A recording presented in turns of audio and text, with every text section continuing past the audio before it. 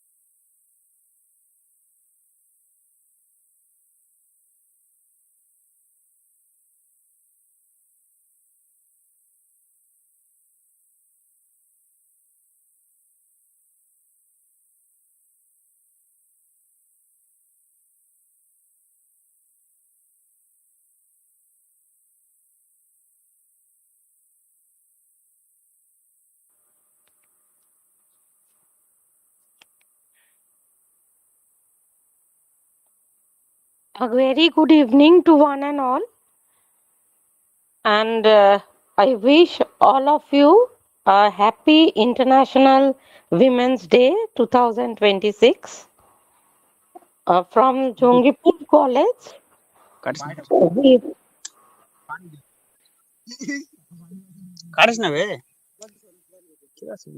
I request every one of you to be in mute.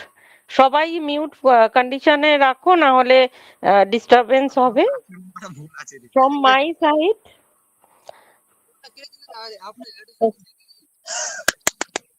Akash Mondal,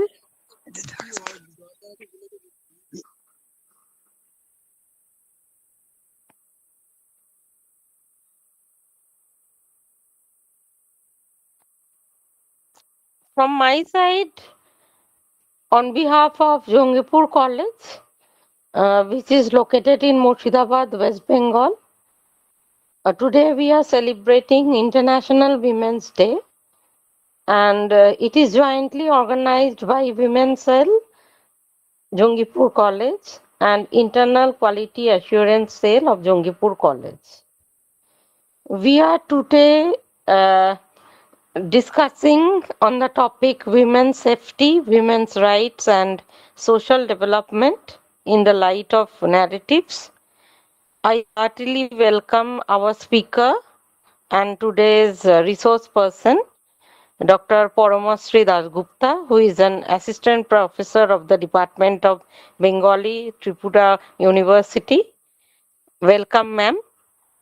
And at the same time, I would request Dr. Ronita Mitro, who is the head of the department and assistant professor of the Department of Philosophy, Jongipur College, to introduce Dr. Dasgupta. Over to you, Ronita.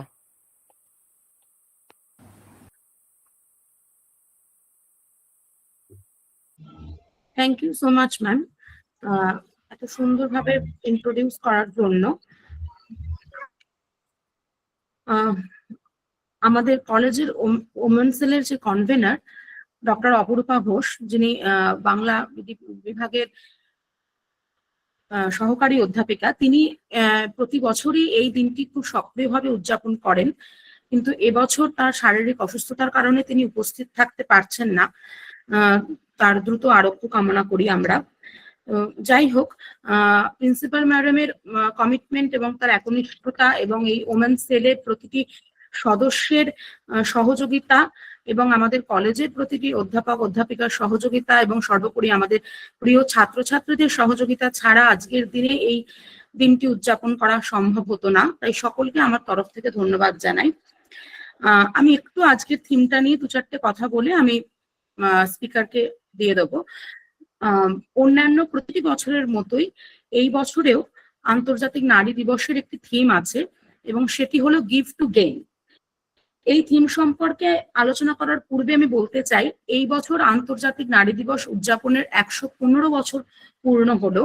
এটি প্রথম শুরু হয়েছিল 1911 সালে Germany, Denmark, Switzerland এবং অস্ট্রিয়ার মতো শহরে। পরবর্তীকালে ইউনাইটেড নেশনস 1975-এ 8 মার্চ এই দিনটিকে আন্তর্জাতিক নারী দিবস হিসেবে রিকগনাইজ করে। তো এবছরের যে থিম, সেই থিম অনুযায়ী নারী দিবস যে মেসেজটা আমাদের কাছে দিতে চায় সেটি হলো ইকুয়াল অপরচুনিটি, রেসপেক্ট, এডুকেশন এবং support. It reminds us that investing in women's empowerment benefits everyone. আমরা সকলেই কম বেশি ওমেন এম্পাওয়ারমেন্টের কথা বলি, কিন্তু নারী পুরুষ নির্বিশেষে আমরা জানি না how to live with empowered women. একজন নারী তার পরিবার, তার কর্মজগৎ উভয় জায়গা থেকেই সম্মান আশা করে, সেই সম্মান তার প্রাপ্য। একজন পুরুষের যেমন নারীকে সম্মান করা উচিত, একজন নারীরও একজন নারীকে সম্মান করা উচিত। নারী যে শুধুমাত্র পুরুষদের দ্বারাই সবসময় অসম্মানিত হয় এমন নয়, নারী অনেক সময় নারীদের দ্বারাও অসম্মানিত হয়। শাশুড়ির দ্বারা বৌমার নির্যাতন এবং বৌমার দ্বারা শাশুড়ির নির্যাতন, এই দৃষ্টান্তগুলোও কিন্তু বিরল নয়। সাহিত্য, বিজ্ঞান, শিল্প, সঙ্গীত, ক্রীড়াক্ষেত্র সর্বত্র নারী নিজেকে প্রতিষ্ঠা করেছে এবং কোথাও কোথাও তার নিজেকে প্রতিষ্ঠা করার পেছনে পুরুষের অবদানও আছে। রানী রাসমণির কথা আমরা অনেকেই জানি। রানী রাসমণি হয়েই উঠতে পারতেন না যদি না তার শ্বশুরমশাই এবং স্বামী তাকে সহযোগিতা করতেন। সেভাবেই আমরা এও জানি যে নারীর কৃতিত্বকে ধামাচাপা দেওয়ার চেষ্টাও পুরুষতান্ত্রিক সমাজ করেছে। আমরা যদি সাহিত্যের দিকে তাকাই, তাহলে আমরা সাহিত্যিক কবিতা সিংহের কথা জানি, যাকে নিয়ে সেই সময় পুরুষতান্ত্রিক সমাজের কোনো মাথা ব্যথা ছিল না, তাকে সেভাবে রিকগনাইজই করা হয়নি। কিন্তু আজকের দিনে দাঁড়িয়ে তার লেখালেখি নিয়ে গবেষকরা অনেক চর্চা করেন। আশাপূর্ণা দেবীর মতো লেখিকার উপন্যাসগুলোকে মেয়েলি গল্প বলে সরিয়ে রাখা হতো। তাকে জ্ঞানপীঠ পুরস্কার যাতে তিনি পেতে পারেন সেই জন্য একজন নারী তার হয়ে লড়াই করেছিলেন এবং তিনি নবনীতা দেব সেন। সুতরাং একজন নারী একজন নারীকে সম্মান করতে পারে, একজন পুরুষও একজন নারীকে সম্মান করতে পারে এবং এর বিপরীতটাও সম্ভব, সেটাও আমরা দেখেছি। আন্তর্জাতিক নারী দিবসের বার্তা হচ্ছে লিঙ্গগত সাম্য। এই লিঙ্গগত সাম্যের কথা নারী পুরুষ সবাইকেই মাথায় রাখতে হবে। আমরা আড্ডার ছলে অনেক সময় বলে থাকি যে নারী বাইরের কর্মকাণ্ড সামলাক, পুরুষ ঘরের কাজ করুক। সেই কথা শুনে যেমন একজন পুরুষ বিদ্রুপাত্মক ভঙ্গিতে হাসতে পারেন, একজন নারীও অনেক সময় হাসেন। আসলে এই রিভার্স ওয়ার্ল্ডের কথা আমরা চিন্তা করতে সময় নেই, কিন্তু এই রিভার্স ওয়ার্ল্ডের কথা অনেক আগে বেগম রোকেয়া তার উপন্যাস সুলতানাস ড্রিমে বলে গেছেন। সেটা যদিও কল্পবিজ্ঞানের কাহিনী, কিন্তু তাও তিনি সেই সময় দাঁড়িয়ে এই রিভার্স ওয়ার্ল্ডের কথা চিন্তা করেছিলেন। আন্তর্জাতিক নারী দিবস উদযাপন তখনই সফল হবে যদি আমরা আমাদের এই আলোচনার পরিসর থেকে বেরিয়ে এসে আমাদের পরিবার, আমাদের কর্মজগৎ সর্বত্র নারী এবং পুরুষ একে অপরকে সমানভাবে সম্মান প্রদর্শন করতে পারি। একজন পুরুষ যখন ধর্মাক্ত কলেবর হয়ে বাড়ি ফিরে আশা করে তার স্ত্রী তার মুখের সামনে জলের গ্লাসটা তুলে দিক, একজন নারীও সারাদিনের পরিশ্রমের পর সেই একই আশা করতে পারে। সেটা ভুল নয়। আমরা যারা এই অনুষ্ঠানটা শুনছি, আমাদের পরিবার সংসার সবই আছে, আমাদের সন্তানেরাও আছে। এই সময় যারা আমাদের পরিবারকে সামলাচ্ছেন তারা কোথাও আমাদের মা, হয়তো বা আমাদের শাশুড়ি মা, হয়তো আমাদের হেল্পিং হ্যান্ড, অথবা আমাদের হাজব্যান্ড। তাদেরও ততটাই সম্মান প্রাপ্য যতটা আমাদের সম্মান প্রাপ্য। যেদিন একজন নারী একজন নারীকে সম্মান করবে, আজকের ভাষায় আমরা যাকে ট্রোল করা বলি, সেই ট্রোল করা যেদিন বন্ধ করবে, সেদিন পুরুষও নারীকে সম্মান করবে। নারীর আন্দোলনগুলো কোথাও মনে হবে না বিচ্ছিন্ন। নারী আন্দোলনের মধ্যে একতার অভাব আছে হয়তো কোথাও, তাই সেই আন্দোলনগুলো সবসময় সফলতা পায় না। সবসময় একজন নারীর হয়ে প্রতিবাদ রাষ্ট্র করতে পারে না, অনেক সময় নারীকে নিজেকেও প্রতিবাদ করতে হয়। তাতে হয়তো সে সফলতা পায় না, কিন্তু কোথাও তার মধ্যে যে পরাজিত আমির বোধটা থাকে সেটা কেটে যায়। তার জন্য প্রতিবাদ করা দরকার। এবং আমরা এটা ভুলতে পারি না যে সৃষ্টির জন্য পুরুষ এবং প্রকৃতি উভয়ের সাহায্য প্রয়োজন। উভয়ের সাহায্য ছাড়া সৃষ্টি সম্ভব নয়। তাই এই বিশাল জগৎ, এই কর্মকাণ্ড, একে যদি সামলে রাখতে হয় তাহলে নারী পুরুষ উভয়ের কন্ট্রিবিউশন সমানভাবে প্রয়োজন। আমরা একে অপরের পথে যেন অন্তরায় হয়ে না দাঁড়াই। যদি দাঁড়াই তাহলে কোথাও সৃষ্টি থমকে যাবে। যাই হোক, আমি আমার বক্তব্যকে আর দীর্ঘায়িত করতে চাই না, কারণ আমাদের মধ্যে একজন সুযোগ্য বক্তা উপস্থিত এবং we are eagerly waiting for her lecture. আমাদের আজকের বক্তা ডক্টর পরমাশ্রী দাশগুপ্ত, যিনি ত্রিপুরা বিশ্ববিদ্যালয়ের সাথে দীর্ঘ 15 বছর অধ্যাপনার সঙ্গে যুক্ত এবং তিনি বাংলা বিভাগের সহকারী অধ্যাপিকা এবং ওই বিভাগের বিভাগীয় প্রধান। তিনি ওই বিশ্ববিদ্যালয়ের ওমেন স্টাডি সেন্টারের সঙ্গেও বহুদিন ধরে যুক্ত। তার পাবলিকেশনের লিস্ট বহু দীর্ঘ। যাদের জানার ইচ্ছা তারা ওই ইউনিভার্সিটির ওয়েবসাইটে গিয়ে দেখে নিতে পারেন। তার অধুনা প্রকাশিত কিছু পাবলিকেশনের কথা আমি এখানে মেনশন করছি। তার অধুনা প্রকাশিত গ্রন্থ প্রাগাধুনিক বাংলা সাহিত্যে চিঠিপত্র, এই সময় বিদ্যাসাগর, পুরনো দিনের মেয়েদের লেখা মেয়েদের নিয়ে, তার সম্পাদিত গ্রন্থ সাহিত্যে মানবী বিদ্যা। পরমাশ্রীদি, আমাদের সকলের পক্ষ থেকে তোমাকে উষ্ণ অভ্যর্থনা জানাই। চলুন আমরা সবাই মিলে তার বক্তব্যের দ্বারা সমৃদ্ধ হই। দিদি, তুমি শুরু করো।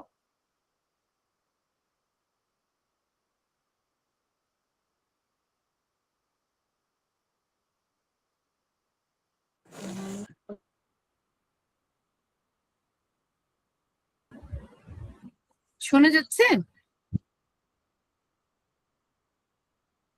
না? আচ্ছা। নমস্কার। আজকে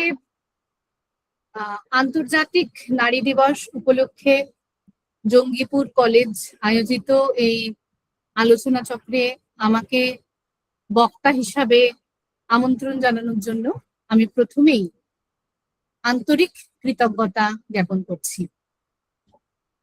আমি কৃতজ্ঞতা জ্ঞাপন করছি এই মহাবিদ্যালয়ের যিনি অধ্যক্ষ আমাদের সামনে উপস্থিত ছিলেন প্রথমে, প্রার্থিতা বিশ্বাস। আমি কৃতজ্ঞতা জ্ঞাপন করছি দর্শন বিভাগের বিভাগীয় প্রধান স্নেহের রনিতা মিত্র। আজকে জঙ্গিপুর কলেজে এই আন্তর্জাতিক নারী দিবস উপলক্ষে আমাকে কিছু কথা বলার সুযোগ করে দেওয়ার জন্য সকলকে আবারও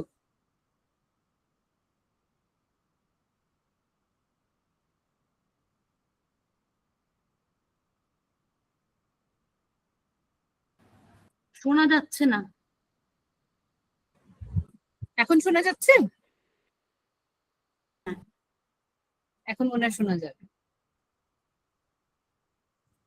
আমি যখন ভাবছিলাম যে কি বিষয়ে আলোচনা করব, কারণ বিষয়টা এতটাই বিস্তৃত এবং এর নানা রকম মাত্রা নিয়ে নানা রকম প্রেক্ষিত নিয়ে আলোচনা করা সম্ভব, তখন রনিতাই আমাকে পথ দেখিয়েছে এবং বলেছে যে এইবারের যে বিশেষ থিম আছে, প্রত্যেক বছরই একটা নির্দিষ্ট থিম থাকে, সেই থিমের উপর গুরুত্ব দিয়ে তুমি আলোচনা করতে পারো। তো সেটা মাথায় রেখেই আমি একটা শিরোনাম নির্ধারণ করেছি, যেখানে নারী সুরক্ষা, নারীর অধিকার, সামাজিক বিকাশ কে আমরা পর্যবেক্ষণ করব আখ্যানের আলোকে। যেহেতু আমি একজন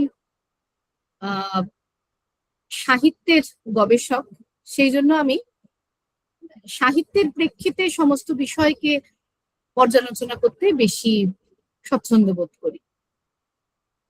একটু আগে রনিতা যে কথাগুলো বললো সেখান থেকেই শুরু করি।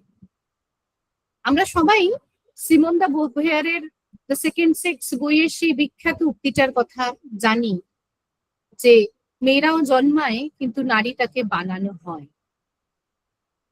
কিভাবে একটি শিশু কন্যার সামাজিকীকরণ ঘটে এবং সে একটু একটু করে নারী হয়ে ওঠে, যেটাকে আমরা বলি সামাজিক লিঙ্গ নির্ধারণ। সমাজ এবং পরিবার সেই সামাজিক লিঙ্গ নির্ধারণ করে তোলে এবং ইংরাজিতে সেক্স এবং জেন্ডার এই দুটো শব্দের অর্থ ভিন্ন। বাংলায় এটাকে আমরা জৈবিক লিঙ্গ আর সামাজিক লিঙ্গ বলতে পারি।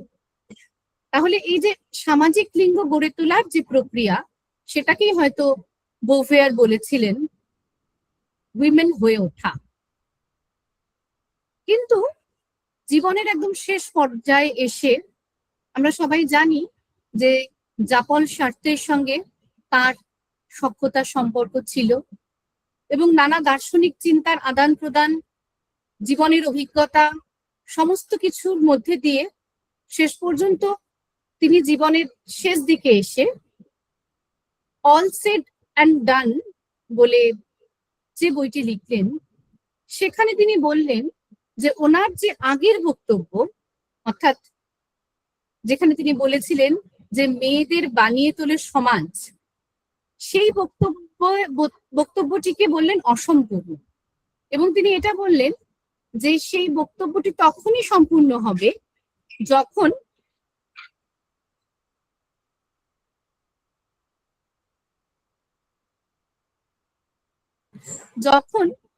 এটাও বলা হবে যে শুধু নারীরা সমাজের দ্বারা গড়ে ওঠে তা নয়, পুরুষরাও সমাজের দ্বারা গড়ে ওঠে। অর্থাৎ যেমন নারী হয়ে ওঠা একটি সামাজিক প্রক্রিয়া, ঠিক সেরকম পুরুষ হয়ে ওঠাও একটি সামাজিক প্রক্রিয়া। এই যে সামাজিক পাঠ্যক্রম, এই সামাজিক পাঠ্যক্রমের মধ্যে একটা ভিন্নতা বা বিভাজন আছে। ছোটবেলা থেকে সেই ভিন্নতা বা বিভাজনের পাঠ শুরু করে দেয় পরিবার। এবং আমরা জানি যে এই পাঠ একটু একটু করে জেন্ডার, সামাজিক লিঙ্গ গড়ে তোলে। এবং যখন সামাজিক লিঙ্গ গড়ে ওঠে তখনই একটা ক্ষমতার সম্পর্ক চলে আসে। আসলে নারীবাদ এই ক্ষমতার সম্পর্কের সঙ্গে একটা লড়াই, যেখানে বৈষম্যময় ক্ষমতার বিন্যাস আছে যে সামাজিক কাঠামোয়, সেই সামাজিক কাঠামোয় নারীবাদ একটি গুরুত্বপূর্ণ পাঠ। যেমন রনিতা একটু আগে বলছিল যে মহিলারা মহিলাদের দ্বারাও অসম্মানিত হয়। এই উক্তিটা একেবারেই সঠিক, কারণ এই যে সামাজিকীকরণের প্রক্রিয়া, যেই প্রক্রিয়ায় একটি মেয়ে মেয়ে হয়ে ওঠে এবং একটি ছেলে ছেলে হয়ে ওঠে, সেই প্রক্রিয়াটি আসলে পুরুষতন্ত্র নির্ধারিত একটি প্রক্রিয়া। সুতরাং এই পুরুষতন্ত্রের পাঠ শুধুমাত্র মহিলারাই পড়ে তা নয়, পুরুষরাও পড়ে। এবং পুরুষ মহিলা উভয়েই এই পুরুষতন্ত্রকে তাদের মধ্যে ধারণ করে। সুতরাং একটি নারী যখন অন্য নারীকে অসম্মান করে, তখন যে অসম্মান করছে সে আসলে পুরুষতান্ত্রিক পাঠকেই আওড়াচ্ছে। অর্থাৎ আমরা যদি আমাদের সামাজিক সাম্যের লক্ষ্যে পৌঁছতে চাই, আমরা যদি লিঙ্গ সাম্যের লক্ষ্যে পৌঁছতে চাই, তাহলে পুরুষতন্ত্র থেকে শুধু পুরুষদের মুক্ত হলেই চলবে না, পুরুষতন্ত্র থেকে নারীদেরও মুক্ত হতে হবে, মানসিকভাবে মুক্ত হতে হবে। এবং তখনই এই যে লিঙ্গ নির্ধারিত করে তোলার যে সামাজিক পাঠ, সেই সামাজিক পাঠের বিপক্ষে গিয়ে আমাদের কথা বলতে হবে। এবং যখন আমরা বিপক্ষে গিয়ে কথা বলি, তখনই আমাদের কাছে নারীবাদ বা নারীর অধিকার এই বিষয়গুলো আক্রমণের লক্ষ্য হয়ে দাঁড়ায়। আসলে নারীবাদের চর্চা কোনোভাবেই পুরুষ বিরোধিতা নয়। নারীবাদের চর্চা আসলে একটি অসম ক্ষমতা কাঠামোর বিরোধিতা, যেই ক্ষমতা কাঠামোয় নারীদের সবসময় দ্বিতীয় লিঙ্গ করে রাখা হয়। আমি এই বিষয়টি আমাদের বাংলা সাহিত্যের যে সুদীর্ঘ হাজার বছরেরও উপরের ইতিহাস আছে, সেই ইতিহাস থেকে দৃষ্টান্ত দিয়ে একটু একটু করে আপনাদের বুঝিয়ে দিতে চাই।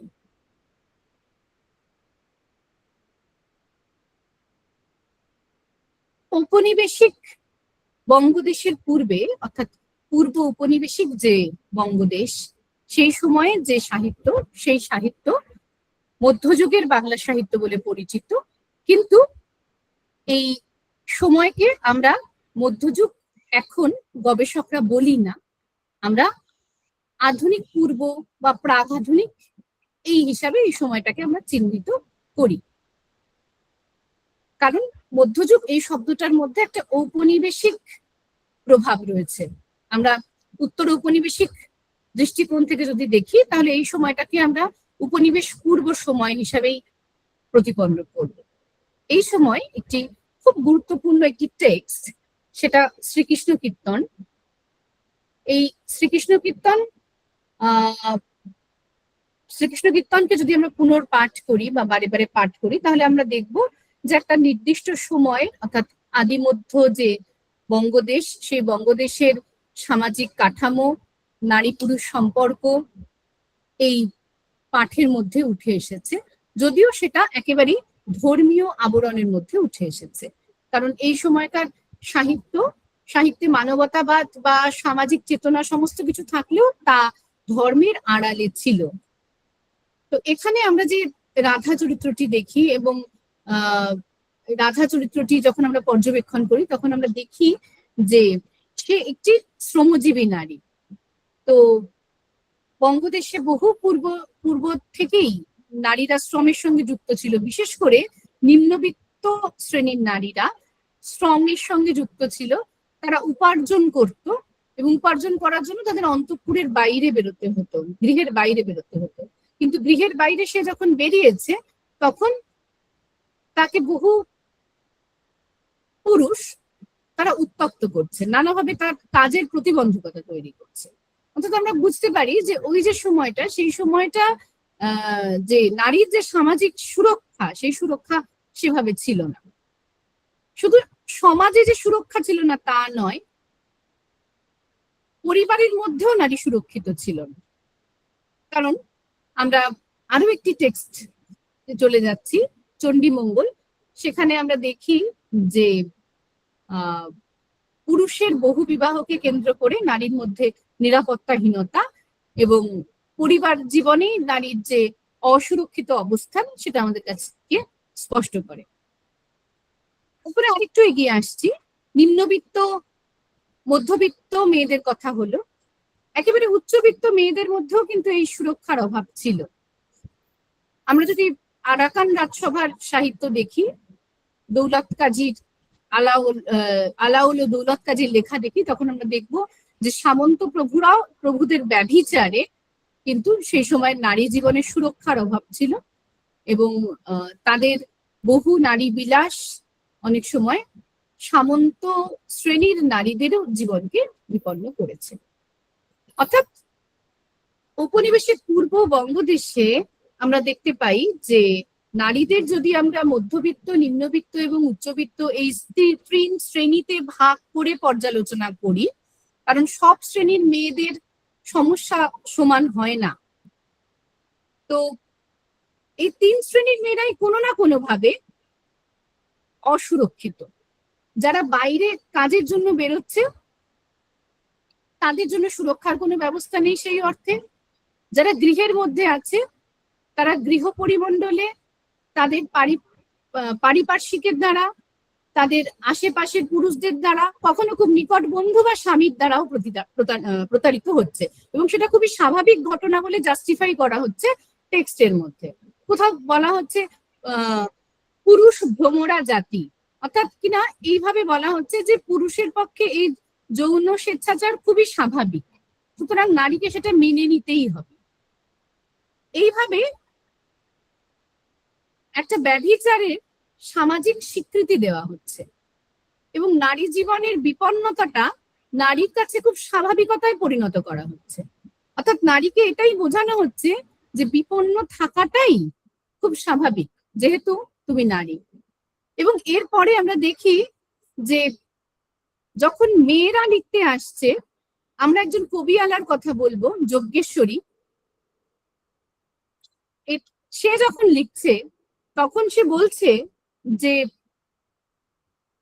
সে তার যে কবি গান লিখছে সেখানে সে বলছে যে আমি নারী, আমি পরের অধীন, ইত্যাদি ইত্যাদি কথা সে নিজে বলছে। মানে সে নারী হয়ে সে মনে করছে যে তার নিজস্ব কোনো সত্তা নেই, সে অন্যের অধীন। আসলে এটা একটা সামাজিক শিক্ষা, যে সামাজিক পাঠ্যক্রম তাকে শেখানো হয়েছে। অর্থাৎ তার জীবনে এই অধীনতাটাকে, এই বশ্যতাটাকে, এই বিপন্নতাটাকে খুব স্বাভাবিকতায় পরিণত করা হয়েছে। আমার আলোচনা করতে গিয়ে মনে পড়ছে যে মানিক বন্দ্যোপাধ্যায় যখন পদ্মা নদীর মাঝি লিখেছিলেন, তখন মাঝিরা খুব কষ্ট করে কিভাবে পদ্মা নদী থেকে ইলিশ মাছ সংগ্রহ করে, সারা দিন সারা রাত জলে ভিজে, এবং তারপর সেই ইলিশ মাছ যখন অন্যেরা নিয়ে চলে যায়, তখন তাদের কাছে খুব সামান্য অর্থ থাকে। সবাই তাদের বঞ্চনা করে, তারা নিজেরাও বুঝতে পারে যে তাদের বঞ্চনা করা হচ্ছে, তারা যোগ্য অর্থ পাচ্ছে না, তবুও তাদের মধ্যে পাওয়ার কোনো বাসনাও জন্মাচ্ছে না। কারণ তারা ভাবছে যে আমরা তো এই শ্রেণীর মানুষ, জেলে শ্রেণীর মানুষ, সবাই তো আমাদের ঠকাবেই, এটাই তো আমাদের জীবনের স্বাভাবিক। অর্থাৎ কি না, একটা অস্বাভাবিকতা, একটা বৈষম্য, যেটাকে সামাজিকীকরণের মধ্যে দিয়ে স্বাভাবিকতে পরিণত করা হয়েছে, স্বাভাবিকতায় পরিণত করা হয়েছে। সুতরাং একটি নারী যখন অসুরক্ষিত হচ্ছে তার পরিবারের মধ্যে, তার প্রেমিকের দ্বারা, তার স্বামীর দ্বারা, বা যখন বাইরের জগতে অন্য কোনো পুরুষের দ্বারা সে যখন অসুরক্ষিত বোধ করছে, তখন সেটা তার কাছে খুব স্বাভাবিক বলে প্রতিপন্ন করা হচ্ছে, বা সে খুব স্বাভাবিক মনে করছে। তো সেখানে তার প্রতিবাদের কোনো জায়গা তৈরি হচ্ছে না। এই প্রতিবাদের জায়গাটা ছিল না, বহুদিন পর্যন্তই ছিল না। মোটামুটি আমরা দেখি যে 19 শতক থেকে 20 শতক জুড়ে নারী যখন অসুরক্ষিত বোধ করেছে, তখন সেটাকে খুব স্বাভাবিক বলেই সে মনে করেছে। এবং তারপর 20 শতকের মাঝামাঝি সময়ে যখন দেশ ভাগ হলো, এবং দেশ ভাগের ফলে যখন সত্যি সত্যি নারীদের বিপন্নতা একটা চূড়ান্ত মাত্রায় গিয়ে পৌঁছলো, এবং আমরা দেখতে পারি সেই সময় কিভাবে দেশভাগের সময়, দাঙ্গার সময়, মন্বন্তরের সময় মেয়েদের বস্তুর মতো করে ব্যবহার করা হয়েছে, তাদের অপহরণ করা হয়েছে, বিক্রি করে দেওয়া হয়েছে, ধর্ষণ করা হয়েছে। তখন কিন্তু আস্তে আস্তে করে কোথাও তাদের মধ্যে এই বোধটা তৈরি হয়েছে যে যদি বেঁচে থাকতে হয় তাহলে কোথাও একটা প্রতিবাদের জায়গা করতে হবে। অর্থাৎ কি না, একদিকে যেমন আমরা দেখতে পাই যে মহিলারা এই ভয়, আতঙ্ক, ক্ষয় ক্ষতির মধ্যে ডুবে গেছে, অন্যদিকে আবার এটাও দেখতে পাই যে দেশভাগের পর কিন্তু মেয়েরা একটু একটু করে নতুন জায়গায়, নতুন দেশে কলোনি গড়ে তুলে সেখানে একটা লিডারশিপের জায়গায়, মানে একটা নেতৃত্বের জায়গায় তারা পৌঁছে গেছে। মহিলারা জায়গায় জায়গায় মহিলা সমিতি গড়ে তুলছে। আমি যে ত্রিপুরায় থাকি, সেই ত্রিপুরাতেও যখন দেশভাগ হয়েছিল এবং প্রচুর পরিমাণ উদ্বাস্তু বাংলাদেশ থেকে চলে এসেছিল ত্রিপুরায়, তখন এখানেও বিভিন্ন জায়গায় জায়গায় মহিলা সমিতি তৈরি হয়েছিল। সেখানে মহিলাদের নানা রকম প্রশিক্ষণ দেওয়া হচ্ছে, হাতের কাজ শেখানো হচ্ছে, তারা একটু একটু করে পরিবার জীবনের বাইরে, গৃহ পরিসরের বাইরে, বাইরের পৃথিবীতে পা রাখছে বা পা রাখার কথা ভাবছে, তার জন্য প্রস্তুতি নিচ্ছে। তাহলে এটি এমনই একটি সময় যখন একটা চূড়ান্ত অসুরক্ষার থেকে তারা প্রতিবাদের একটা জায়গা পেয়েছে, এবং কোথাও একটা তাদের যে এই নিজের অবস্থান, যেটাতে সঙ্গে তারা অভ্যস্ত হয়ে পড়েছিল, সে অবস্থানের বিরুদ্ধে একটা প্রতিবাদ তারা করছে। এবং তারপরে আমরা আস্তে আস্তে দেখি দেশ স্বাধীনতার পর যখন নানা রকম আইন প্রণয়ন হচ্ছে, সে আইনে কিন্তু বিশেষ করে নারী সুরক্ষাকে গুরুত্ব দেওয়া হচ্ছে।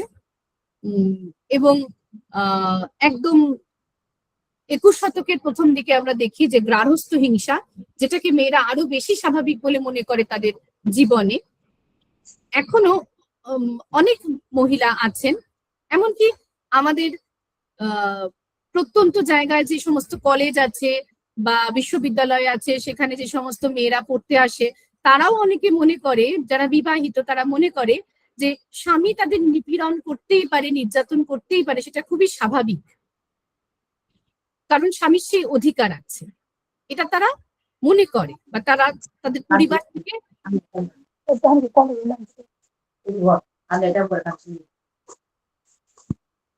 মাইক্রোফোনটা অফ করে দিন। তাদের পরিবার থেকে এই শিক্ষা তারা পেয়ে এসছে। এটি তো একটি পুরুষতান্ত্রিক পাঠ্যক্রম, যেটা পরিবারে প্রতি মুহূর্তে শেখানো হয় যে একটি মহিলা স্বামীর অধিকারের বস্তু, প্রয়োজনে শহীদ বলে কেউ থাকলে মিউট করো।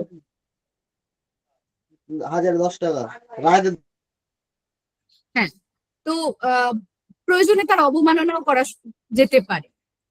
তো এটা একটা মানসিকতা, যে মানসিকতা আমরা এখনো আমাদের চারপাশে বহু মহিলাদের মধ্যে, বহু মেয়েদের মধ্যে পর্যবেক্ষণ। আচ্ছা, মাইক্রোফোনটা অফ না করলে কিন্তু আমার মনোসংযোগের সমস্যা হচ্ছে। মাইক্রোফোন গুলো অফ করো। 52 জন ক্লাস করছে, 54 জন।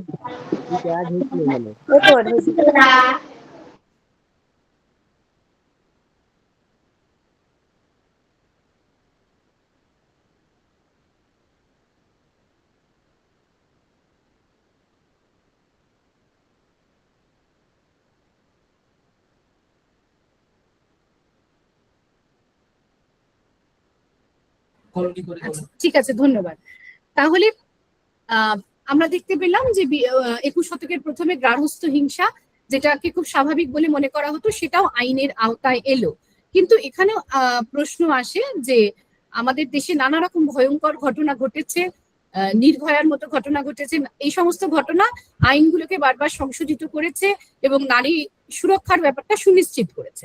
কিন্তু তবুও শুধুমাত্র আইন প্রণয়ন করে এই সুরক্ষা পাওয়া কতদূর সম্ভব সেটাও মাঝে মাঝে আমাদের ভাবায়। যেখানে পরিবারগুলোই সচেতন নয়, যেখানে পরিবারের ভিতরকার যে সদস্য নারী পুরুষ তারা সচেতন নয়, তখন শুধুমাত্র বাইরে আইন প্রণয়ন করে হয়তো পরিস্থিতি বদল সম্ভব নয়। অর্থাৎ আমি যেখান থেকে শুরু করেছিলাম সেখানেই যদি আবার চলে আসি, তাহলে বলবো যে প্রত্যেকটি পরিবার আসলে পুরুষতন্ত্রের খুব বড় শক্ত ভূমি। ছোটবেলা থেকে যখন একটি ছেলে বা মেয়ে বড় হয়ে ওঠে, তখন তারা নিজেদের যে নির্দিষ্ট লিঙ্গ ভূমিকায় দেখতে অভ্যস্ত হয়, সেই লিঙ্গ ভূমিকার মধ্যেই ক্ষমতার কিছু তারতম্য থাকে। এই তারতম্য যতদিন থাকবে ততদিন কিন্তু মহিলাদের কাছে তাদের প্রতি অপমান, অবমাননা, নির্যাতন খুব স্বাভাবিক বলে মনে হবে। কখনো তারা পরিবার থেকে বেরিয়ে এসে প্রতিবাদের জায়গায় পৌঁছতে পারবে না বা এই ক্ষমতা কাঠামো ভাঙার কথা ভাবতে পারবে না। আমার প্রসঙ্গক্রমে মনে পড়ছে সুচিত্রা ভট্টাচার্যের একটা উপন্যাসের কথা, দহন। আমরা জানি এই দহন উপন্যাসে একটি মেয়ে, সে প্রতিবাদ করেছিল, একটি শ্লীলতাহানির ঘটনার প্রতিবাদ করেছিল, এবং তারপর আমরা দেখতে পাই যে সে যখন প্রতিবাদ করেছে, যখন আদালত অবধি সেই কেসটা গড়িয়ে গেছে, তখন তার বাড়ির লোক তাকে ক্রমশ বোঝাচ্ছে যে এই ব্যাপারটা থেকে সরে আসতে। তার প্রেমিক বোঝাচ্ছে এবং সে একটা ডিলেমায় পড়ে গেছে যে সে কোন পক্ষে যাবে। সে সত্যের পক্ষে থাকবে না পরিবার বা সম্পর্কগুলো তাকে প্রতিনিয়ত যা বোঝাচ্ছে সে সেই দিকে থাকবে। এবং তারপরে সে শেষ পর্যন্ত সেই লড়াইটার করতে পারলো না, তখন যখন যে মেয়েটা অত্যাচারিত হয়েছে সে মেয়েটা নিজেই এই কেসটা বন্ধ করে দিতে চাইল। তার যে স্বামী এবং শ্বশুর বাড়ির যে পরিবার, সে পরিবারের কথা ভেবে। অর্থাৎ এটা এক ধরনের কম্প্রোমাইজ। এই কম্প্রোমাইজ আসলে মেয়েরা অনেক সময় পরিবারের জন্য, সম্পর্কের জন্য করে, কারণ মেয়েদের যে চিন্তার ধারা, সেই চিন্তার ধারাটা পুরুষদের চিন্তার ধারার থেকে কিছুটা ভিন্ন। এই ব্যাপারে আমি একজন সাইকোলজিস্টের কথা বলবো, তার নাম ক্যারল গিলিগান। রনিতা হয়তো আরো ভালো বলতে পারবে, কারণ এই গিলিগানের সম্বন্ধে আমার পরিচয় হয়েছিল আমার বোনের কাছে। আমার বোন দর্শনের ছাত্রী, তো ও আমাকে একটা নতুন ধারণা দিয়েছিল, সেটা হলো কেয়ার এথিক্স। মহিলারা যখন পারস্পরিক কোনো সম্পর্ককে দেখে, মহিলারা যখন পরিবারকে দেখে, তাদের যে প্রতিক্রিয়া হয়, সেই প্রতিক্রিয়ার সঙ্গে পুরুষদের প্রতিক্রিয়ার একটা ভিন্নতা থাকে। মহিলাদের কাছে পারস্পরিক সম্পর্কগুলো, সন্তানের সঙ্গে তার সম্পর্ক, স্বামীর সঙ্গে তার সম্পর্ক, পরিবারের সঙ্গে বাবা মার সঙ্গে তার সম্পর্ক, এইগুলো অনেক ক্ষেত্রে প্রাথমিকভাবে বেশি প্রাধান্য পায় অন্য অনেক কিছুর থেকে। এই যে মহিলারা অকাতরে সন্তানের জন্য অনেক কিছু ত্যাগ করে বা কখনো নিজেদের কেরিয়ারটুকু ছেড়ে দেয়, এর কারণ তাদের জগৎকে দেখার, পরিবারকে দেখার, সম্পর্কগুলোকে দেখার দৃষ্টিভঙ্গির একটা ভিন্নতা রয়েছে, যেটা পুরুষদের থেকে ভিন্ন। এবার এই যে ভিন্নতা, এই ভিন্নতা একদিকে যেমন তাদের একটা স্বকীয় অবস্থানকে জানান দিচ্ছে, অন্যদিকে এই ভিন্নতা আবার কোথাও কোথাও তাদের দুর্বলতাও হয়ে যাচ্ছে। আমার এই দুটো জিনিসই মনে হয়েছে।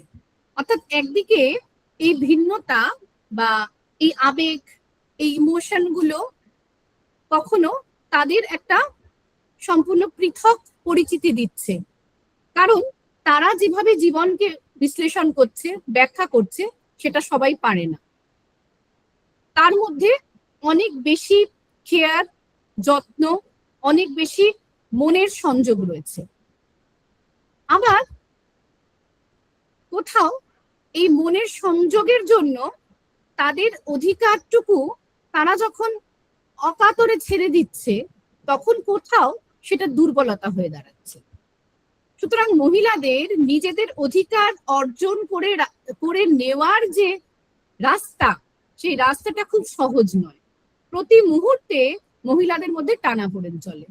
আমি অনেক কর্মজীবী মহিলাদের দেখেছি যারা কর্মক্ষেত্রে এসে প্রতি মুহূর্তে ভাবে যে সন্তানের জন্য কাজটা ছেড়ে দিতে পারলেই ভালো হতো, কিন্তু তবুও কোথাও তারা হয়তো কাজটা ছেড়ে দিতে পারে না, বা কেউ কাজটা ছেড়ে দেয়। এই যে টানাপোড়েন, এই টানাপোড়েনটা সাধারণত পুরুষদের ক্ষেত্রে চলে না, কারণ ওই একই সামাজিক প্রক্রিয়া, যেই সামাজিক প্রক্রিয়ায় পুরুষদের প্রথম থেকেই খুব বেশি করে ইমোশন থেকে মুক্ত করে দেওয়া হয়।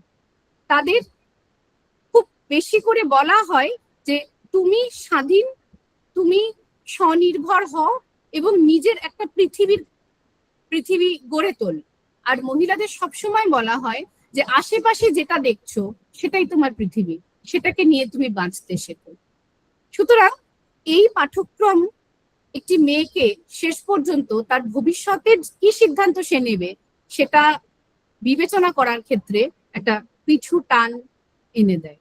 সেখানে তার পরিবার বেশি গুরুত্ব, তার নিজের ন্যায় বিচারের থেকেও, যেটা রমিতা মনে হয় মেয়েটির নাম ছিল, যে যার শ্লীলতাহানি হয়েছিল, তো তার ক্ষেত্রে যেটা হয়েছিল, তার নিজের যে অধিকার, ন্যায়, সেটা পাওয়ার থেকেও গুরুত্বপূর্ণ হয়ে উঠেছিল তার শ্বশুরবাড়ি এবং স্বামীর যে সম্মান সেটা। এবং এটা হয়, এই টানাপোড়েন প্রতি মুহূর্তে চলে। এবার তাহলে বিষয়টা এতটাও সহজ নয় যে আইন প্রণয়ন করেই সামাজিক সুরক্ষার পথে পৌঁছানো যাবে। এটাও যে নারী নিজে কতটা সুরক্ষিত থাকতে চায় বা সুরক্ষা পাওয়ার জন্য মেয়েরা কতটা নিজেরা লড়াই করতে প্রস্তুত, এই জায়গাগুলো ভেবে দেখার সময় হয়েছে। যদি প্রস্তুত নয়, তাহলে কিভাবে একটি পরিবার থেকে তাদের প্রস্তুত করে তোলা যাবে? কিভাবে পরিবার থেকে তাদের প্রস্তুত করে তোলা যাবে এভাবে যে যে পারস্পরিক সম্পর্কগুলোকে তারা বেশি গুরুত্ব দেয়, সেগুলোকে অতিরিক্ত গুরুত্ব দিলে চলবে না, এইভাবে তাদের একটু একটু করে বড় করে তুলতে হবে। অর্থাৎ নারী এবং পুরুষ, ছেলে এবং মেয়ে, তাদের বড় করে তোলার ক্ষেত্রে আমাদের পরিবারগুলোকে এমন একটা ভূমিকা পালন করতে হবে যেখানে কোথাও কোনো বৈষম্য নেই। একটা সাম্যময় রাস্তায় যদি আমরা নিয়ে যেতে পারি, তাহলে মনে হয় এই বোধটা নারী পুরুষ দুজনের মধ্যেই সমানভাবে থাকবে। আবেগ, দায়িত্ববোধ, এই দুটোই মহিলা এবং পুরুষ উভয়ের মধ্যেই থাকা উচিত। এখন নানা রকম বিতর্ক হতে পারে। আমরা জানি, আমরা মহিলারা একটা ছুটি পাই, চাইল্ড কেয়ার লিভ, অর্থাৎ সন্তানকে যত্ন নেওয়ার জন্য এক নির্দিষ্ট ছুটি বরাদ্দ করা হয় মহিলাদের। যারা মা তাদের জন্য। এটা একটা জেন্ডার নিড, অবশ্যই এটা প্রয়োজন। কারণ একদিকে আমরা এটাও বলছি যে মাদের সন্তানদের প্রতি দায়িত্ব বেশি, আবার অন্যদিকে এটাও বলছি যে সন্তান তো শুধু একা মার নয়, তাহলে ছেলেদের দায়িত্ব থাকবে না কেন? এগুলো খুব জটিল বিষয়। চাইল্ড কেয়ার লিভ যদি মারা পায়, তাহলে সমান পরিমাণ দায়িত্ব কেন পুরুষদের দেয়া হবে না? তাদের কেন চাইল্ড কেয়ার লিভ দেওয়া হবে না? যদি দেওয়া হতো তাহলে তো তাদের উপরেও কিছুটা দায়িত্ব বর্তাতো সন্তানকে প্রতিপালন করার। চাইল্ডের কেয়ার করার বাবা এবং মার উভয়েরই তো প্রয়োজন। সেই দায় বা দায়িত্ব শুধুমাত্র মহিলাদের উপর দেওয়া হবে কেন? এটাও তো এক ধরনের জেন্ডার ডিসক্রিমিনেশন আমি মনে করি। তো এখন যে সমস্ত আইন, যে সমস্ত নীতি, যা কিছু নির্ধারিত হচ্ছে, সবকিছু যে মহিলাদের উন্নয়নের জন্য একেবারে হাতে হাত মিলিয়ে কাজ করছে তা নয়। কোথাও না কোথাও আমার মনে হয় যে কিছু সুবিধা যা মহিলাদের পাইয়ে দেওয়া হচ্ছে, সেই সুবিধাগুলো হয়তো মহিলাদের অনেক ক্ষেত্রে এমন ভাবে মানে সাম্যতার পিছনের দিকে টেনে নিচ্ছে। তো এটা একটা জটিল পরিস্থিতি। এই কারণে যে সাম্যের লক্ষ্যে আমরা ঠিক কোন কোন পদক্ষেপ নেব আর কোন কোন পদক্ষেপ নেব না। একটা উপন্যাসের কথা বলি। সাধন চট্টোপাধ্যায় এই সময়ের কথা সাহিত্যিক, তার একটি উপন্যাস মাটির অ্যান্টেনা। এই উপন্যাসে আমরা দেখছি যে যেহেতু রাজনৈতিক ক্ষেত্রে, পঞ্চায়েতে বা বিভিন্ন জায়গায় নারী সংরক্ষণের একটা সিস্টেম আছে, তাই জন্য একটা অঞ্চলে সোদপুরের নিকটবর্তী কোনো একটা গ্রাম অঞ্চলে একজন মহিলা সেই গ্রাম অঞ্চলের প্রধান, পঞ্চায়েত প্রধান। তো নানা রকম মহিলাদের উন্নয়নের জন্য নানা রকম স্কিম আসছে, সেই স্কিমগুলো তার হাতে এসে পৌঁছচ্ছে। কিন্তু একটু একটু করে সেই মহিলা, একজন মুসলিম মহিলা ছিল সেই উপন্যাসে, তহমিনা বলে, সে উপলব্ধি করছে যে আসলে তাকে ক্ষমতা দেওয়া হয়েছে, কিন্তু তার নিজের প্রকৃত অর্থে কোনো ক্ষমতা নেই। তাকে কেউ বা কারা পরিচালনা করছে। অর্থাৎ নারীকে ক্ষমতা দিলেই, নারীকে এম্পাওয়ারমেন্ট দিলেই যে পুরোপুরি নারী স্বাধীনতা দেয়া হয় তা নয়। তহমিনা পঞ্চায়েত প্রধান হয়েও এটা ভাবে যে সে কারোর দ্বারা নিয়ন্ত্রিত, কেউ তাকে পরিচালনা করছে প্রতি মুহূর্তে। তাকে শুধুমাত্র একটা পোস্টে বসিয়ে রাখা হয়েছে, মহিলা বলে সেই পোস্টটা পেয়েছে যেহেতু সিটটা সংরক্ষিত ছিল, কিন্তু আদৌ নারী উন্নয়নের লক্ষ্যে কোনো কাজই হচ্ছে না।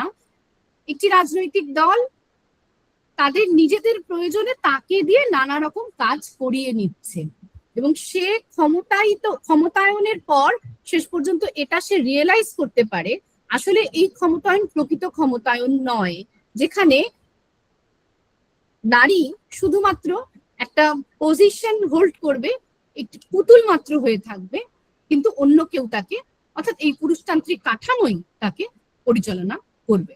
অন্যদিকে এই উপন্যাসে একজন তরকারিওয়ালা স্ত্রীর কথা আছে, তার উপরে পুত্র সন্তান জন্ম দেওয়ার চাপ প্রতি মুহূর্তে। সে একটি পরিশীলিত সুন্দর জীবন যাপন করতে চায়, তার 3টি কন্যা সন্তান আছে, তবুও ক্রমাগত পরিবার থেকে তাকে চাপ দেওয়া হচ্ছে যে আরো একটি সন্তান যাতে তাদের হয়, পুত্র সন্তান যাদের হয়। তো এই ধরনের যে পরিস্থিতি, অর্থাৎ এই যে পারিবারিক চাপ, একজন মহিলা, সেই মহিলার তেমন কোনো ক্ষমতা নেই, সে পরিবারের মধ্যেই থাকে, গৃহের মধ্যেই থাকে, তার যে অসহায়তা, আরো একটি মহিলা যে তথাকথিত ক্ষমতা পেয়েছে তার অসহায়তা, এই দুই নারীর অসহায়তা কোথাও এক হয়ে যাচ্ছে। কারণ ক্ষমতা দিলেও পুরুষতান্ত্রিক যে সামাজিক কাঠামো, সে সামাজিক কাঠামোর বিন্দুমাত্র পরিবর্তন হয়নি। সুতরাং সামাজিক কাঠামোটা একই রইল, মানুষের মনের মধ্যে পুরুষতান্ত্রিক ভাবধারাটা একই রকম রইল, কিন্তু আমরা শুধুমাত্র নারীকে একটা পজিশনে পৌঁছে দিলাম, একটা পোস্ট দিয়ে দিলাম, একটা জায়গায় তুলে ধরলাম এবং তারপর বললাম যে নারী ক্ষমতায়ন হয়ে গেল। ব্যাপারটা মনে হয় এত উপর উপর বা এতটা সহজ নয়। একজন মহিলা মহাকাশে গেলেন বা একজন মহিলা কোনো একটা খেলাধুলোয় মেডেল পেলেন, এর মধ্যে দিয়ে আমাদের সামগ্রিক ভারতবর্ষের মহিলাদের অবস্থা বোঝা সম্ভব নয়। আমরা যারা প্রতি মুহূর্তে শিক্ষাক্ষেত্রে লড়াই করি, আপনারা যারা মুর্শিদাবাদের জঙ্গিপুর কলেজে পড়ান, আপনারা জানেন যে সেখানে ছাত্রীদের কিরকম সমস্যার মধ্যে দিয়ে আসতে হয়। কখনো উচ্চশিক্ষার ক্ষেত্রে পরিবারই প্রতিবন্ধকতা হয়ে দাঁড়ায়, তাদের উচ্চশিক্ষার সুযোগ দেওয়া হয় না। যদি বা তারা নানা রকম সংগ্রাম করে উচ্চশিক্ষার দোরগোড়ায় পৌঁছায়, তবুও শেষ পর্যন্ত তাদের মতামতকে গুরুত্ব দেয় না পরিবার। তো এই যে সংগ্রাম, এই সংগ্রাম ভারতবর্ষের আনাচে কানাচে প্রতি জায়গায় চলেছে এবং আমরা জানি যে ফেমিনিজমের থার্ড ওয়েভ, তৃতীয় তরঙ্গ আমাদের এটা বলেছে যে আসলে সমস্ত শ্রেণীর মহিলাদের সমস্যা অবস্থান একরকম নয়। দলিত নারীরা প্রতি মুহূর্তে যে সমস্যার সম্মুখীন হচ্ছে, একজন এলিট ক্লাসের মহিলা নিশ্চয়ই সেই সমস্যার সম্মুখীন হয় না। একজন নিম্নবিত্ত মহিলা যে মোট বয়, যে কনস্ট্রাকশন সাইটে কাজ করে, তার যে সমস্যা, তাকে যে বেতন বৈষম্যের মধ্যে দিয়ে যেতে হয়, তার যে সমস্যা, সেই সমস্যা নিশ্চয়ই আমাদের মতো কলেজ ইউনিভার্সিটিতে যারা পড়াচ্ছে সেই সমস্ত মহিলাদের সমস্যার মতো নয়। তাহলে সমস্ত শ্রেণী, সমস্ত যে কি বলবো, যে কাঠামো, সেগুলোকে একই ছাঁচে মেপে বিচার করা যায় না।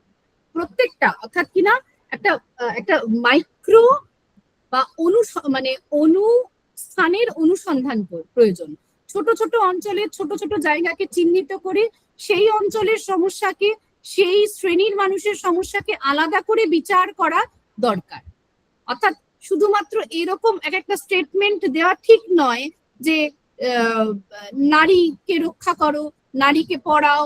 কারণ পড়াশোনার সমস্যাও কিন্তু সব শ্রেণীর নারীর সমস্যা নয়। কোন শ্রেণীর নারীকে পড়াশোনা নিয়ে এখনো লড়াই করতে হচ্ছে, আবার কোন শ্রেণীর নারীদের কিন্তু করতে হচ্ছে না এখন। তো এই যে আমরা জেনারেল স্টেটমেন্ট গুলো দিই, তো এই যে আমাদের বক্তব্য বা এই মন্তব্যের মধ্যে নানা রকমের বিভ্রান্তি থাকে। অর্থাৎ এক একটা শ্রেণীর, এক একটা জায়গার মহিলাদের যে লড়াই, সেই লড়াইয়ের একটা ভিন্নতা আছে এবং তাদের স্বরূপগত একটা ভিন্নতা রয়েছে। সুতরাং প্রত্যেকটাকে খুঁটিয়ে আমাদের, ঠিক যেভাবে আমরা মাইক্রো হিস্ট্রির চর্চা করি, ঠিক যেভাবে আমরা একটা বৃহত্তর অঞ্চলের ইতিহাসকে না দেখে একটা ক্ষুদ্র অঞ্চলের ইতিহাসকে পর্যবেক্ষণ করে তার মধ্যে দিয়ে তার সঙ্গে বৃহত্তর ইতিহাসের যে একটা যোগাযোগ, সেটাকে দেখার চেষ্টা করি, ঠিক সেই রকম ভাবেই নারী জীবনের মধ্যেও এই যে ক্ষুদ্র ক্ষুদ্র ক্ষেত্রগুলো রয়েছে, অর্থাৎ একদম নিম্নবিত্ত নারী বা একদম প্রান্তিক নারীদের অবস্থান কিরকম, বা একটা প্রান্তিক অঞ্চল, সেই অঞ্চলের এক একটা জায়গার নারীদের সমস্যা যদি আমরা আলাদা আলাদা করে দেখি, তাহলে আমরা বুঝবো, আমরা হয়তো সেই সমস্যাগুলোর সঙ্গে যে বৃহত্তর যে আমাদের চিন্তা ভাবনা, তার একটা সংযোগ তৈরি করতে পারবো এবং প্রকৃত কিছু একটা সমাধানের পথে পৌঁছতে পারবো। অর্থাৎ কিনা এই ক্ষুদ্র ক্ষুদ্র স্থানের এবং ক্ষুদ্র ক্ষুদ্র জায়গার এই অনুসন্ধানটা খুব প্রয়োজনীয় বলে মনে হয়। অর্থাৎ একটা জেনারেল স্টেটমেন্ট না দিয়ে বা সার্বিকভাবে কোনো বিষয়ে দেখা এখন ঠিক নয়। কারণ একটা সমাজে অনেক প্রকোষ্ঠ, অনুপ্রকোষ্ঠ, অনেক কিছু রয়েছে এবং সমস্ত জায়গায় আলো ফেলে, সমস্ত জায়গায় নিবিড়ভাবে পর্যবেক্ষণ প্রয়োজন। তাহলে আমরা প্রত্যেকটা শ্রেণীর, প্রত্যেকটা অঞ্চলের মেয়েদের যে সমস্যা, তাদের সুরক্ষাজনিত যে সমস্যা, তাদের অধিকারজনিত যে সমস্যা সেই নিয়ে আমরা লড়াই করতে পারবো, আমরা কথা বলতে পারবো। কিন্তু আবারও এই কথাটা বলছি যে নানা ক্ষেত্রে আমাদের পরিবারগুলোর মধ্যেই পুরুষতান্ত্রিকতা এতটাই স্বাভাবিকভাবে জাঁকিয়ে বসে আছে যে কখনো সেটাকে আমরা নিজেরাই চিহ্নিত করতে পারি না, না ছেলেরা না মেয়েরা। সুতরাং এই জায়গাগুলো আসলে নিজেদের কাছে খুব পরিষ্কার হওয়া দরকার যে কিভাবে আমরা আমাদের রিচুয়ালের মধ্যে, আমাদের সংস্কারের মধ্যে, আমাদের বিবাহের অনুষ্ঠানের মধ্যে, আমাদের পরিবারের বিভিন্ন ছোটখাটো কাজের মধ্যে আমরা কিভাবে পুরুষতান্ত্রিকতাকে লালন করে চলেছি খুব স্বাভাবিকভাবে। এবং এই স্বাভাবিকতায় থাকতে থাকতে আমাদের একটা বৈষম্যেই থাকা আমরা অভ্যস্ত হয়ে পড়েছি। সুতরাং এই ক্ষুদ্র জায়গাগুলোকে আমাদের অনুসন্ধান করতে হবে। এই অনুসন্ধান যদি আমরা করতে পারি তাহলেই আমরা সাম্যের লক্ষ্যে পৌঁছতে পারবো। তারাই পরিস্থিতির সম্মুখীন হতে পারে যারা পরিস্থিতিটাকে ঠিকভাবে বুঝতে পারে। তারাই সাম্যের লক্ষ্যে এগোতে পারবে যারা বৈষম্যকে চিহ্নিত করতে পারবে। তাহলে বৈষম্যকে আমাদের চিহ্নিত করতে হবে, এবং বৈষম্যকে চিহ্নিত করার জন্য যে একটা খুব বড় ফিল্ড সার্ভেতে বেরিয়ে পড়তে হবে তা নয়। নারীর প্রতি বৈষম্য আমার পাশের ঘরে, আমার পরিবারের ভিতরেই হয়ে চলেছে প্রতি মুহূর্তে, এবং যেটাকে আমরা খুব সানন্দে স্বাভাবিকভাবে গ্রহণ করে চলেছি আমাদের জীবনে। সুতরাং সেই দিকটা প্রথমে আমাদের দেখতে হবে। এবং শেষ পর্যন্ত আমি এটাই বলবো যে পুরুষতন্ত্র যেটা আমাদের একটা ক্ষমতাতন্ত্রের পাঠ দেয়, যেটা বৈষম্যের পাঠ দেয়, যেটা এক শ্রেণীর মানুষকে, নারীকে অধীনতার পাঠ শেখায়, সে পুরুষতন্ত্র সঙ্গে মোকাবিলা করতে গেলে পুরুষ এবং নারী উভয়কেই এই পাঠ্যক্রম ভুলে গিয়ে একটা ভিন্ন পাঠ পড়তে হবে। প্রথমে ভুলতে হবে, তারপর শিখতে হবে। না ভুলতে পারলে আমরা নতুন করে শিখতে পারবো না। এটুকু বলেই আজকে আমার এই আলোচনা শেষ করছি। আন্তর্জাতিক নারী দিবস পালন যেন শুধুমাত্র একটা দায় বা উদযাপন না হয়ে থাকে, এটা যেন আমরা আমাদের জীবনে, আমাদের মননে, আমাদের কাজে অনুসরণ করতে পারি। নমস্কার। Thank you so much. ভীষণ সুন্দর লাগলো তোমার প্রেজেন্টেশন এবং বলা উভয়। আমি এখানে উপস্থিত যারা আছেন তাদের যদি কোনো প্রশ্ন থাকে তাহলে তারা প্রশ্ন করতে পারেন।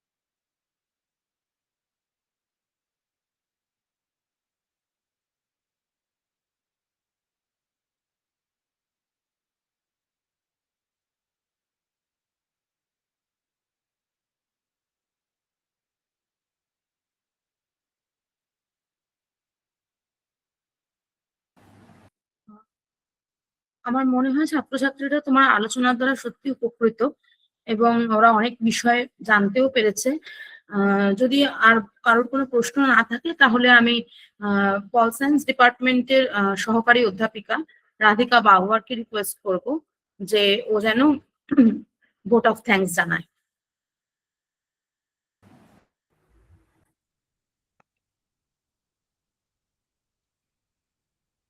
Thank you, Ranita Di. It is my pleasure to extend a formal vote of thanks for this occasion celebrating International Women's Day.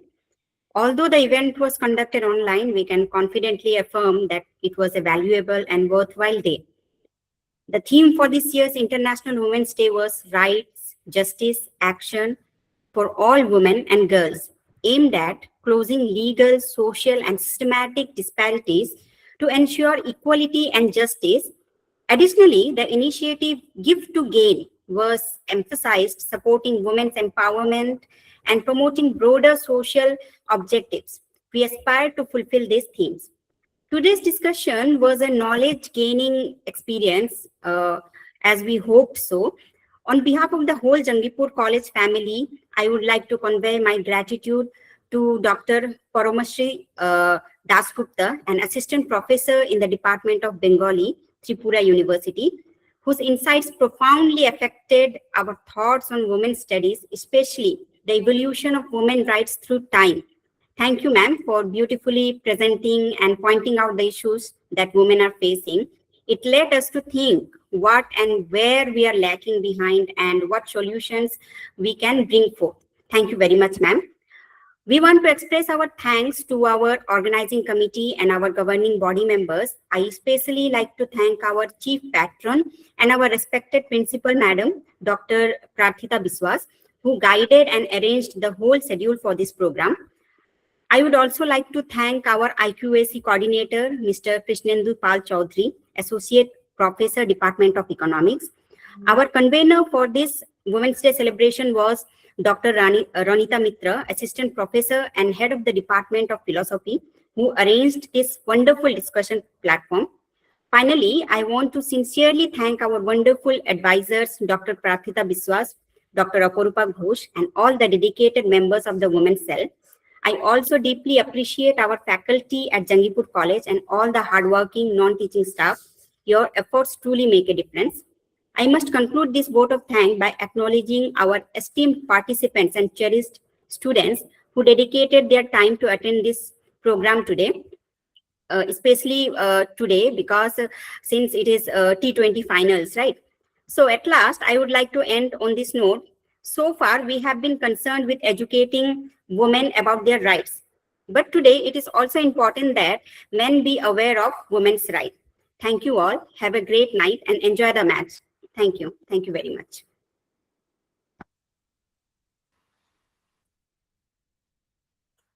Thank you, Radhika. Thank you, ma'am.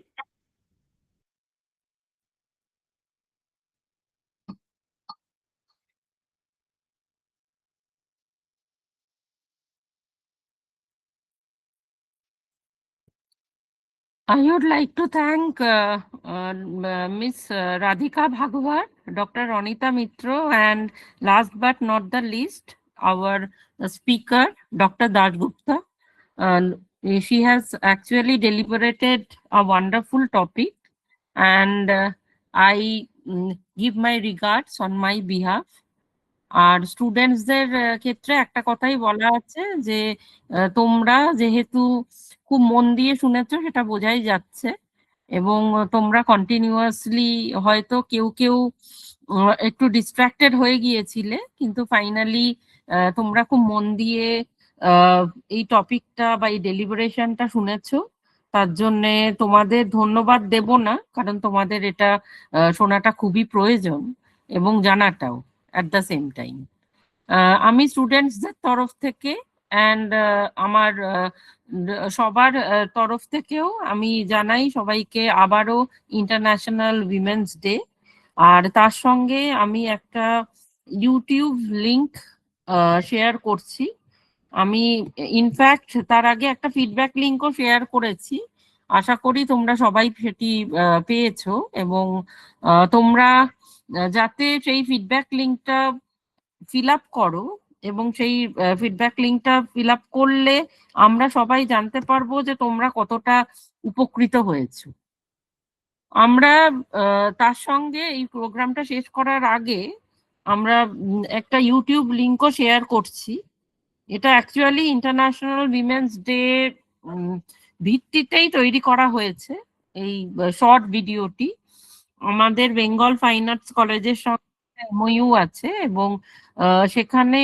যিনি প্রিন্সিপাল তিনি বেসিক্যালি এই শর্ট ভিডিও ফিল্মটা শুট করেছেন এবং request করেছেন যে সবাইকে যেন international women's day এই প্রেক্ষাপটে যেন তাদের সবাইকে দেখানো হয়। তো আমি পরেও এটা গ্রুপে শেয়ার করে দেবো, এখন এখানে শেয়ার করলাম, আশা করি তোমাদের সবার সেটা দেখে ভালো লাগবে। আমি আমাদের কলিগসকে সবাই যারা আছেন এখানে প্রেজেন্ট, আমি তাদেরও রিকোয়েস্ট করব তারাও যেন দেখে। খুবই কম একটা 10 মিনিটসের ভিডিও, কিন্তু তার মধ্যে আর কি অনেক কিছু বার্তা দেওয়া আছে, আশা করি সবার ভালো লাগবে।